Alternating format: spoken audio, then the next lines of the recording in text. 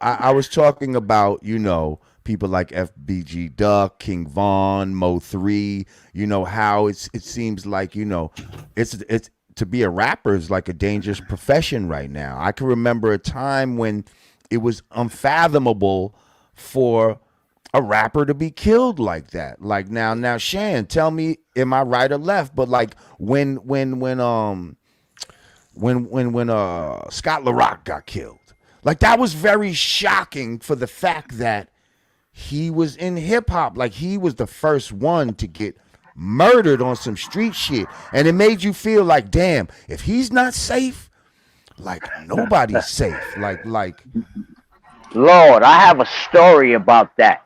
okay, Right? talk to me. 2 days before Scott got killed, we was in Ohio. Right? You know how it is at shows. Y'all already know how it is. The night before, Scott slapped the shit out of this girl. She was, you know what I'm saying? She was on that side of the fence. He slapped the shit out of her.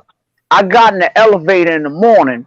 She got in the elevator. She said, Shan, you respect me. For Scott Rock, I'm going to kill that nigga. Mm. Now, your boy Shizzle had two choices at that point. Do I be a sucker nigga and act like I'm not involved in that? Or do I go tell them, yo, what I do is I go tell them. What we did was that we snuck Chris and them out of the hotel on my tour bus so they could get out of there.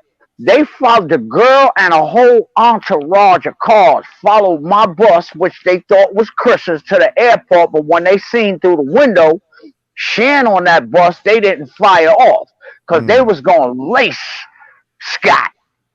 All right. And where was 2 this at? What days. city was this? This was in Ohio. I think it was. We was in Ohio. Okay. And this can be verified. This can be verified. You can ask Chris.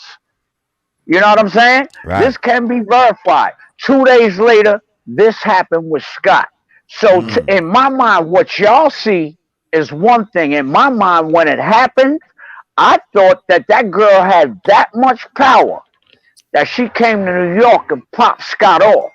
So where y'all seeing it as, oh, it was some street beef. Oh yeah, it was some street beef. But my brain, I took it further from 2 days before that to where this incident happened over here. So I took it totally different. And then for him to get shot with a 25 and me saying in my song, I got a 25 with a, you know how much hate mail I got behind that, yo?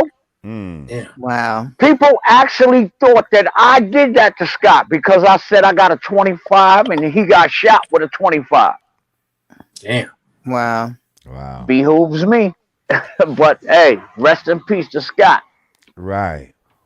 I mean, this shit is just really getting out of hand now. It's just like, especially with this new generation, like, I thought that our generation kind of learned with the Biggie and Tupac, that was like, whoa, but Yeah. like, But that's but go ahead, now Ron. this shit is becoming commonplace, I was gonna fucking- say I was just doing I actually went down the wormhole today with just kind of tracing the origins of all of these deaths, and they're actually in both cases.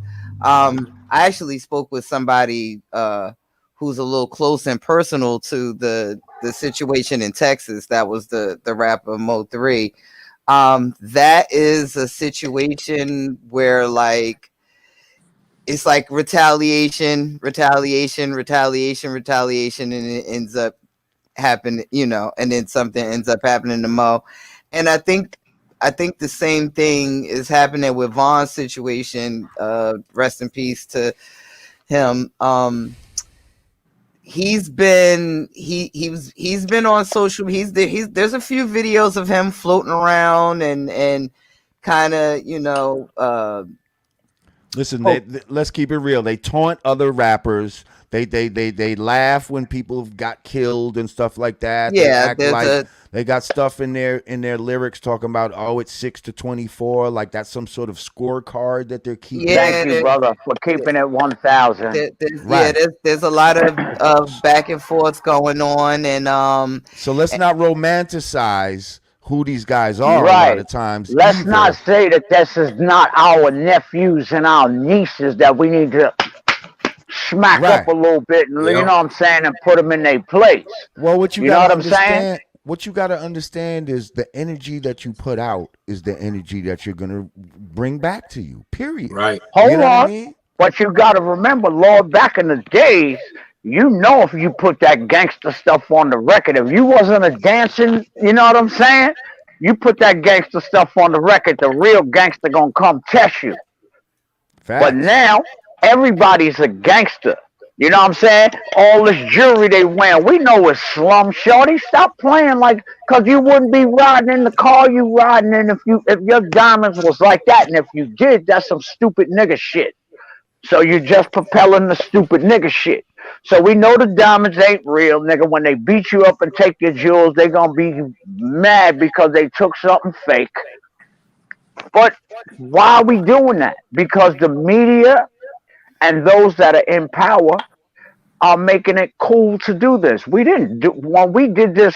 We were telling the I agree. stories about our hood, what goes on, what the people outside are ignoring. We were like the griots. Mhm. This is what's happening in the hood, y'all, since the mainstream newspapers and media won't cover this. Hip hop, the Chuck D's, and people like this, the Lord Jamars, you know, the knowledge just coming with the, you know what I'm saying, with degrees on lyrics, like teaching you something. It wasn't all about, I'm one of the biggest get high people in the planet. I'll take that, okay? I was the biggest one, all right? It's all I good. can't get I can't get mad at these kids with what they doing. I was saying in my message, don't be like me, but the new message is drink as much lean as you possibly can, be as dumb as you can, smoke all the weed as possible. Where I would make a song and be in the studio, sniff 3 8 balls, and talk about Jane, stop this crazy thing.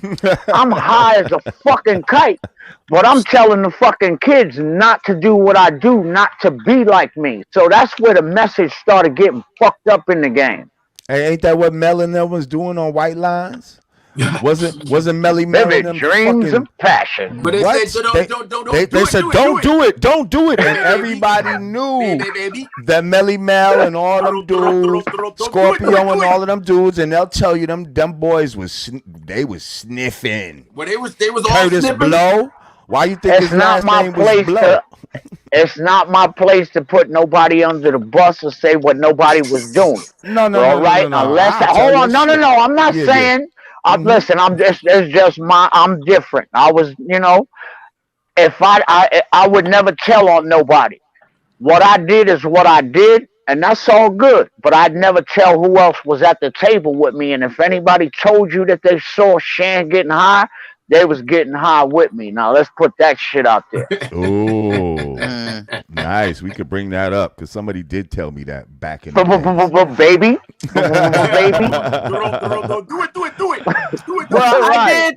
I did just see a interview recently with Smooth B of Nice and Smooth, and he actually talked about how at that time, that was the drug of choice. Like with each, with each generation, there is a different drug of choice that seems cool. Like the 80s was cocaine, the 90s All right, Ra. was Since I'm a little bit older than you, right? Let me tell you how it was. In the rap game, cocaine was a drug that niggas with money had. That Thank niggas you. with money did, right? right. So when you got in the rap game and you got a little money, you thought that you was that shit. So cocaine was the thing to do because you got money. So that's how it fell in. See, and then the crack epidemic came a little bit different. I had my hand in that shit too. Let's not fucking front. But you know what I'm saying.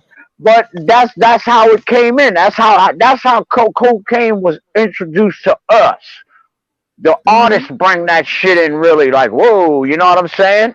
And then the rest of the people caught on, and then they made it affordable for the average person to fuck their life up to where we're still fucked up in the hood now because we got a whole generation of fathers that's in jail, mothers that didn't take care of their kids and them kids don't have no goddamn morals need to get their ass whooped every other fucking week. Why? You don't know why, just because. Because they know why they need their ass whooped.